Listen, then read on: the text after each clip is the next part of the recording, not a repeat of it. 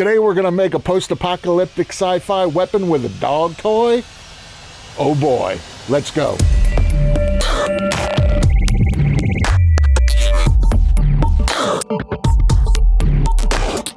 Hey, how's it going? Anthony Fro here, Crate Sci-Fi. Well, I'm on a sci-fi post-apocalypse bender. And I don't think it's going to end anytime soon. So I'm developing this post-apocalypse kind of Mad Max, Army of Darkness kind of desert, we're out of water feature. Hopefully it'll get made, but in the meantime, my process is I like to create the props and costumes, and that kind of grounds me in the world that I'm trying to build, and it's just my process, and it's fun, and it's a little different. You know, we were doing with Wakener a lot of like really traditional sci-fi type stuff, traditional things that you recognize, but now with the post-apocalypse, it's like, for me, it's sci-fi, but this might be helpful to a lot of you out there that maybe like zombie or like, you know, pandemic kind of stuff. So just creating weapons. I did a crossbow. I'll link to that. And then now I had a character, and I was thinking of like throwing rocks and like slingshot with the dog toy to chuck it. So I used that as sort of the base. And those things are like $10. So I have the dog toy. I have these balls. So what I'm going to do is I'm going to make the chucker look like a weapon, look like something that somebody adapted in the future. And then because it's made to specifically throw these balls, I'm going to make some balls exactly this size out of foam rubber that look like stone or rock, right? And also they want to be rubber because even these would probably hurt somebody, right? So that's pretty much it. Again, post-apocalypse. So, you know, duct tape, rust, dust, right? It's really fun stuff. So let's just dive in. All right, so a dog toy, the Chuck It. Never would have imagined this one. All right, so for this, I'm being a little rough with this on purpose. So what I'm doing is I'm sanding this down. Typically, I would just sand it with like a 100 or 220, but I kind of want this to be rough. All this post-apocalypse stuff I'm doing, I'm really giving myself license to be really heavy-handed with this. So now I'm just going over it with I think that's like 100 grit, just to smooth out, because I did do that by hand with the wheel, so it was a little bit all over the place. So I'm just trying to bring unity to the chaos. And here I'm just taking a knife. A lot of this stuff sort of peeled up, rolled up in real ways, which is a result of the way that I attacked it, right? So just step by step. But I did make sure to get the branding off of there, which I don't think it matters, but you develop habits. So here I'm just taking the steel wool, which I talk about a lot on this channel. Basically, the steel wool is just my catch-all to just make sure that I sort of covered every surface of something before I paint it. And here I'm just using some isopropyl alcohol to get rid of fingerprints, grease, dirt. It's always a good idea before paint, and it's much more effective than water because it evaporates and flashes off. So here's my base coat. I've been getting this bear paint from Home Depot. I really like it. It goes on thick, and you'll see there, I'm burning the midnight oil. I've been doing this at night. All right, so because this whole Chuck It ball system is based around, I don't know, I've read different things. They are the same size as tennis balls. They're different sizes. I don't know. So I'm just going to base it off of the ball of the actual Chuck It. So what I want to do is, this is a film prop for me, and the character is going to be throwing stones, right? In the desert, in the post-apocalypse, is going to be like their signature thing. So I need to be sure that the rocks, one, are stunt rocks, right? You can throw them at people. And two, they still work within this cradle of the Chuck It.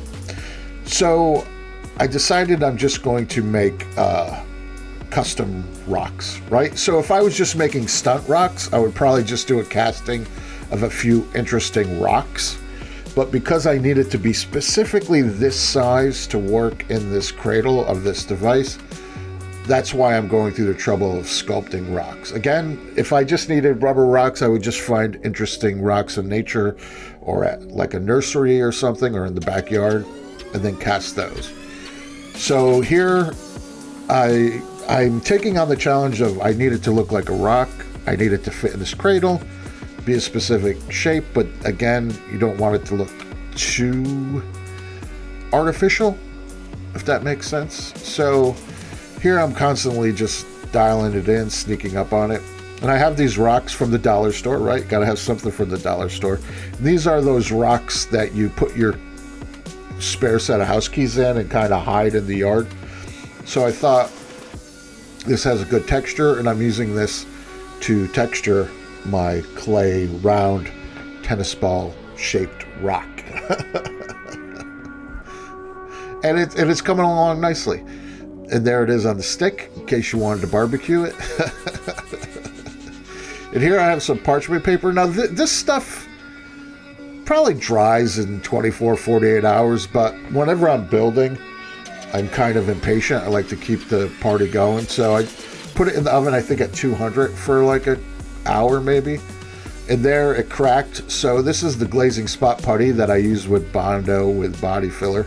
So I'm just filling up these cracks, and I don't think I would need to do this step if in fact I had just let it dry naturally. But because I've been speeding along, so I'm just using this. But also too, I found it to be a good opportunity just to add like little details and just sort of clean it all up. And you'll see there, I started off just doing spots with the spot putty, and then I just ended up covering the whole thing. And I think at the end of the day, I wait till the next day to deal with that again, so I don't know if I gained any time. So there's the base coat. So now I've done in the other videos where you do this with string, which I think is the better way to do it, but I haven't perfected that yet. And then I also used on the crossbow, I used like the digital camo. So for this, I thought, you know what, let me just use some tape. And I'm using the tape the same way you would use the string, right? It's like you use a thick cord, almost like a rope, like a nylon rope, and then that's your first pass. And then the thinner cord just gives it a little more interest. And this is how we're making the streaks that sort of make it camouflaged. In my case, it's more of a vibe I'm going for than actual camo. But last time when I did it, it kind of got lost. So I'm using a little more green in this one, which is mostly going to get covered up. But I figured by using a stronger green, I would get a little bit more of the contrast that I felt I was missing in the little handheld crossbow that I did. So now some thinner tape. And then I posted, when I was in the middle of this process, I posted on social media, I think Instagram, unintentionally, what's going to happen is this is going to end up looking, and I think you can see it now when I say it, it ends up looking like Eddie Van Halen's guitar. R.I.P. Mr. Van Halen. That was unintentional, but that's what happened. And I think I'm not done with this. I think, right, everything is a process for me. It's all learning. I enjoy doing this. And so here's the camouflage, the sort of dust desert color. This is the main color. Is what I found is, you know, I like the process. So I'm going to try that cord again. I think that's the best option for the camo. I just did not do it correctly. So you'll see me revisiting that again. So here I'm just hitting the stone with primer, just because I'm going to be making a mold of this, and I just don't want the clay to be flecking off.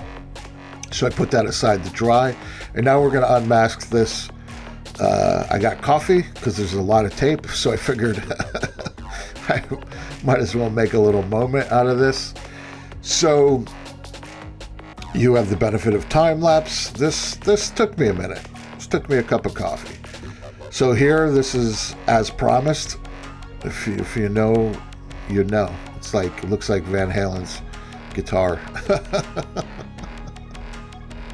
But I'm going to tap that down a little bit. You'll see in a little while here. But it does give it an interesting bass, and I was happy with it, right? With the other one, I redid the whole thing. This, I'm not going to redo it. I'm going to go with this. But, you know, I'll repeat myself. I'm going to try that chord technique one more time, because I think that'd be cool. And this is cool if it was what I was going for, but it's not what I was going for. But we could definitely work with this. I can work with this.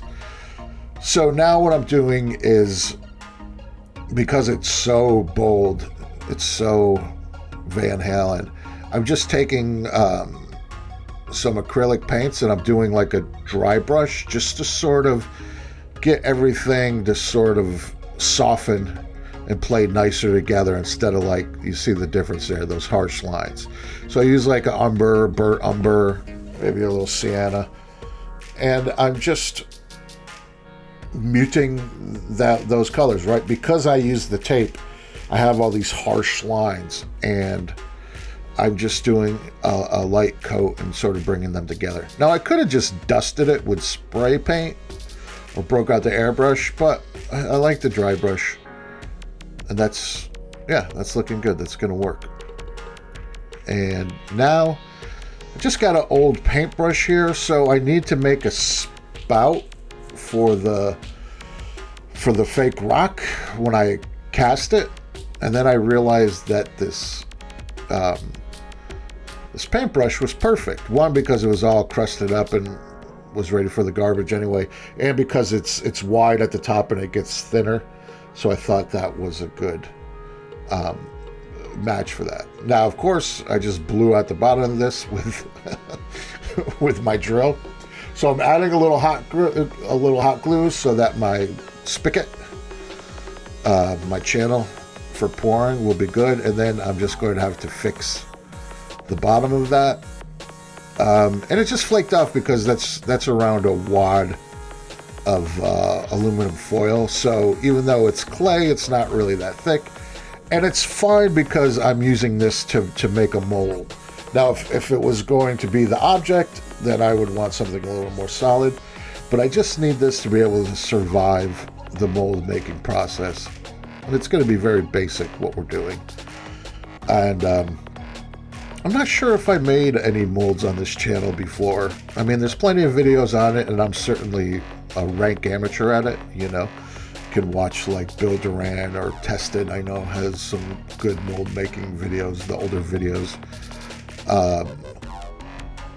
And yeah, so I'm just doing a really basic mold here. Just going to put it in a cup. So I need to suspend this in the cup. It's just going to be a 1-part mold. And then that way I can make these soft foam rubber rocks. So I put that aside. That's still drying. And here I just want to add some detail to this. Just sort of dress it up, give it a little character. I like my props to have character. And what I'm doing is I have this leather that I don't use a lot. It's like strands of leather, and I bought a couple spools of it for projects years ago, and it's just not strong. It always breaks. But in this case, I was like, oh, if I'm using it decorative, not as like, you know, it doesn't need to have strength. It's more just going for a look, a vibe, you know, like you're customizing your stone thrower. So I thought, yeah, let me bust out this leather cordage and just add some details. So here I have some epoxy because I want to overbuild stuff, especially when it's for film. Like when it's for film, you should be making multiples in case something goes wrong. But because I'm always on a budget, my sort of answer to that is I overbuild things so that there's a lot less of a chance of something going wrong. Not the best way to do it, but it's what I can afford. So here, yeah, I'm just wrapping this around, giving it like a little leather attitude adjustment. leather, dirt, stones, dust, right? There's definitely a theme going on in this build. And then what I do is just take the super glue and just sort of, I did that off camera, I kind of glue it all together. So now I want to do a similar thing with this handle. I have, I have a bag with scraps of leather. So what I want to do is take the leather, sort of wrap it around the handle so it has a leather core, and then around that we're going to wrap some more of that cordage like we just did at the top there. And here I'm just, I'm just roughing it out. There's, I'm not doing exact measurements with this like I do sometimes when I make a tape pattern. Here's the barge cement. I find this to be the best rubber cement. I mean, this is what holds your shoes together. But you could use the DAP one. I think you could buy it inexpensively at the hardware store. Or like Elmer's, I think, has like little bottles of it. But all you do with the rubber cement is you put it on both sides of whatever it is you're gluing together, and then you just wait for it to flash off. And once it flashes off, then you put it together. It's usually a pretty good bond, and the hairdryer will always speed that process up. But yeah, barge is some pretty serious stuff. And here I'm just sort of working it into the contour of that handle. Again, I know that I'm going to wrap cordage around this, so I'm not too worried about it being like just perfect. I'm just making sure that I have coverage and it's not something that's going to come apart on me, right? So again, like up top, I'm going to go ahead and wrap this cord around it. And because I want this to have like a sort of like a folky handmade vibe, I'm not too worried about it being perfect, but I'm trying to make it perfect, but I'm not worried about it. So it comes out good. And then there wasn't enough of that cord, which is fine, because then I had another cord, and then I'm using that at the bottom. And then once this prop is in the world, in the universe of the film, it'll just look like, oh, it was supposed to be that way. The only thing I was concerned about with this particular cord is it could look like a wire, so like later on I'm going to sand it down. And then here I was putting the super glue on just to keep stuff in place, and then I was like, you know what, I'm going to just put like a varnish coat of super glue on here. And that way it kind of looks like, I don't know if you've ever seen like old Bowie hunting knives where they make the handle out of discs of leather. So it's kind of going for that vibe. And here I'm just going to sand, because like I said, that bottom cord is leather, but it was so tight and clean that it almost looked like wire. So here I'm just making sure to scuff that up so that it doesn't read as wire, so that it looks more like leather. And it's fine. And then here I'm just cooking stuff a little with my blowtorch, just giving it a little something, Is there any rhyme or reason to what I'm doing right now? Absolutely not. Just seemed like a good idea at the time. All right, there's my addiction, my nicotine spray paint. I love this stuff. And like in this case, like I just let it drip everywhere, and it just gives it a nice muddy, sort of weathered look. So I just put that on all the leather just to knock it down, because that's, it's brand new leather from a spool. And then with the nicotine spray, I always like it to run and drip because it's so thin. And if it doesn't look good, it's water-based, so it comes right off. So now I'm just taking my powders. Because I'm going for, Mad Max post-apocalypse in the desert, you'll notice when I do all the props for this particular project, it's a lot of dust and dirt, because dust just sort of gives the right like anti-reflection. It gives the right feeling. And then I think I'm going to go with some Fuller's Earth a little bit later too. And here the hairdryer really is just blowing it out. I do need to hook up my air compressor one of these days so I could just blast it off like a grown-up. But for now, hairdryer is fine. And yeah, that looks good. And when I say like I hope you know what I mean when I say the anti-reflection. Like with the dust, it makes it dampens it. So here is my rock. I hit it with some kind of spray paint off camera just to seal it in. And what I'm trying to do here is just trying to suspend it so that it's in the middle of that cup. And I don't have to use a ton of, you know, the mold material because it is expensive. Doing the molds, the rubber, the silicone, the foam, all this stuff is very expensive. So this is the one thing, you know, where it's not from the dollar store. So I'm always trying to be very careful and smart with this. So by making the mold like this, I'm not going to use as much of the mold material as you see there. And that's the silicone mold. We just pour that in there. It's supposed to set, I don't know, probably for a couple hours, but I usually just leave it overnight. I always leave, you know, I don't clean out the little bucket because it'll come right out of there once it hardens, and then that'll let you know how hard it is.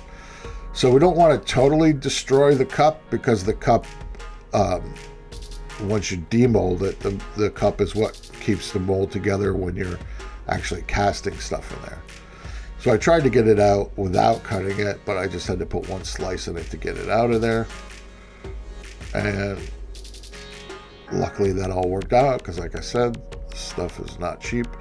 So what we're going to do now is we're just going to cut a little slice, just as sort of small of a cut as we can get away with, just to keep that mold all intact. And then there I'm just keeping the cup back together.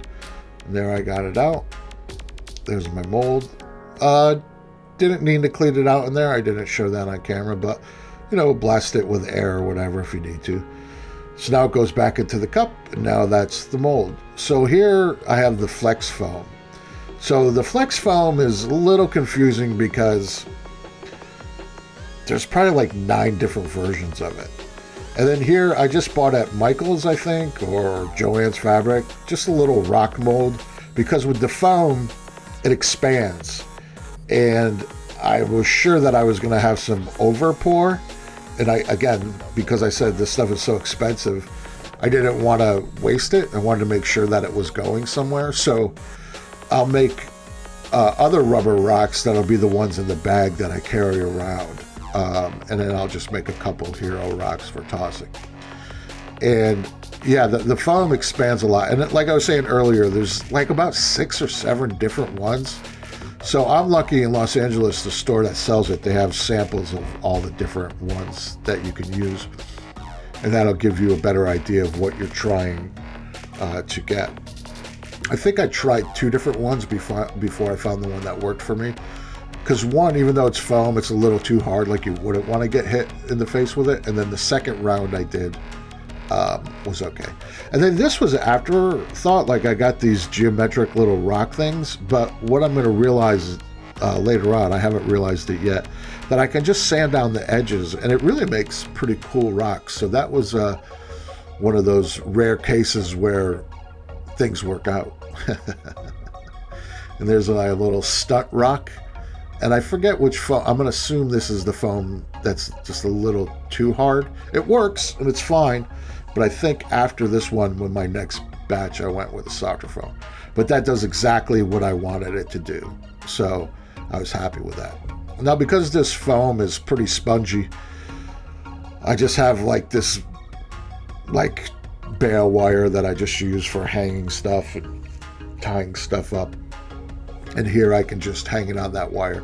So what I'm going to do is I'm going to hit it with a coat of Plasti Dip. And then I have, you know, that like 2-tone spray paint? It's like for outdoor furniture and stuff. It's kind of sand colored with specks in it. I'm going to give it a coat of that as well. So now I'm like, oh, let me make a holster. I have scraps of leather, right? So I thought, this was like a total afterthought. I was like, oh, you know what? Let me just make a little holster. All I'm going to do is take a piece of leather, make like a belt loop, and then put a little ring on there, and that'll slide in there. And the idea is that this weapon will be carried around like a sword, basically. So I'm going to show you the whole process here. It's very similar to making a belt. I've made belts on this channel before. It's really no different. And I'm just using a tiny bit of you know, the E6000 glue. Not really necessary, but as I mentioned earlier, I in the case when it's for film, I'm overbuilding. And now I had this idea, so I had more of that cord that I used at the end of the handle on the weapon. And since it was there in front of my face, I was like, oh, you know what? Let me wrap it around this ring. That'll make it a little more interesting looking. So now, I don't know this yet, but you'll find out pretty soon. So here, you know, I'm just weathering this up, damaging it up.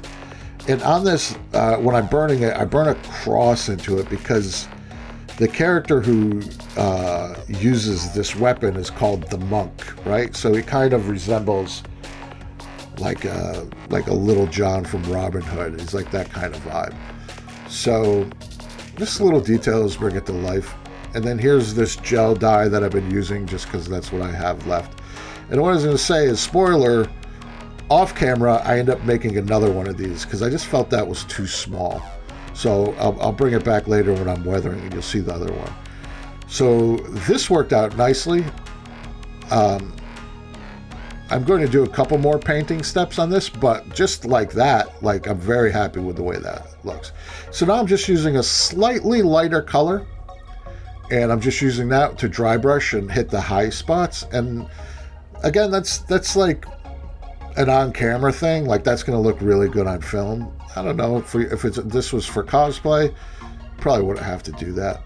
And then now I'm just hitting it with a clear. And yeah, and you see those rocks off camera, I sort of smoothed off those edges.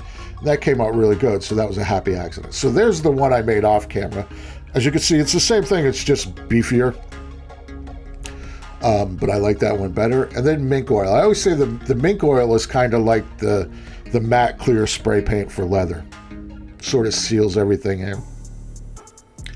So here I'm just treating them both. And then that second one I'll use for, you know, there'll probably be an extra, like a background character, so that'll come in handy. But I wanted the hero one to be that bigger one with a slightly different profile that I made. And yeah, like that one's just got a little more personality to me. The other one's fine, and again, that'll come in handy with a secondary character. So here's all my rocks. That's the smushy one. That's the second one I made. You see that one's just a little harder. And then here, this is just a last minute Amazon purchase. I was like, oh, this would be cool to have like one of those little net bags and to hang it off of your belt. And that's where this character keeps their supply of rocks. Probably carry too many because, right, it's a bag of rocks. So now I'm just going to weather everything. I always use the powders, but I don't think I've pulled out the schmear. It's basically like I guess it's like a deodorant stick, right? So there's my nicotine spray, but this is the schmear. It's like a deodorant stick, but it's the colors, you know, it's like the burnt umber, rotten stone.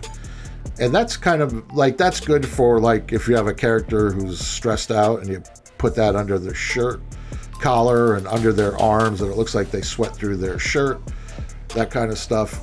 And here I'm just spraying. And then here's the Fuller's Earth. And note that I don't think I pointed it out, but when you're using these powders, I do have a respirator on because this stuff just gets in the air and you breathe it in, and that's just not good. So the Fuller's Earth is a nice choice for this particular project for me because it looks like what the sand will look like when I'm out there in the desert. So now I'm just cleaning things off. You know, it's like see what sticks, right? You know, I covered these things with dust and dirt, wipe them off, knock them around, poke them, whatever sticks, and that's kind of the way that I work these products, and it works out fine. And these are looking good, and now it's just fun because I'm just adding details, right? It's like you know, when you clicked on this video, it was like, oh, let's make a weapon out of a dog toy. But we're doing all this stuff, right? Because all these details are really what sells it. And then there's my cool dirty basket. Put my rocks in there, my rubber rocks. That's going to hang off the belt. And then it just makes the weapon more interesting. All right. And then there's the holster. And where is my beauty shots? And there they are. Right. So there I dug out an old Ren Fair belt. And yeah, that's like how this character would wear that. You know, the rocks on the belt, the little frog, right? Like the holster, wear it like a sword. Very happy with that. Yeah. Got my bag of rocks. And the holster was kind of an 11th hour thing. Really happy with that. So this like sits on the belt. And I kind of imagine like the character almost carrying that like a sword. But I made my rocks, right? And these, actually that wasn't in focus. These came out really cool and, right, squishy. And then because I made them to be exactly the tennis ball size, right, that's perfect. And the actor can run around like that. And it just looks, yeah, very happy with that. And, you know, I used leather. I painted it kind of like a desert camo. That's kind of like my vibe. And I accented it with leather, but this could work like, don't even paint it. Leave it exactly like the dog toy. Maybe put some duct tape around the handle or some electrical tape. You don't have to go with the rocks. Maybe the tennis balls in your piece are sort of intimidating, dangerous enough. But I had a certain thing that I was going for, and I'm very happy with that. And like I talk a lot on this channel, I'm always thinking about the actors, right? So the actor having this in their hands, I think that's really helping their performance, right? And it's like, this is my weapon, right? It's like, you know, Blade has a sword, or, you know, your signature axe or hammer or whatever. It's like, this character is going to be, this is going to be a part of the character, right? So, yeah. And, you know, unintentionally inexpensive. Like I said, I think this thing was like $12. All right, so I guess the only thing to do is to fire it up. Why not, right? So let's put that in there. All right. All right.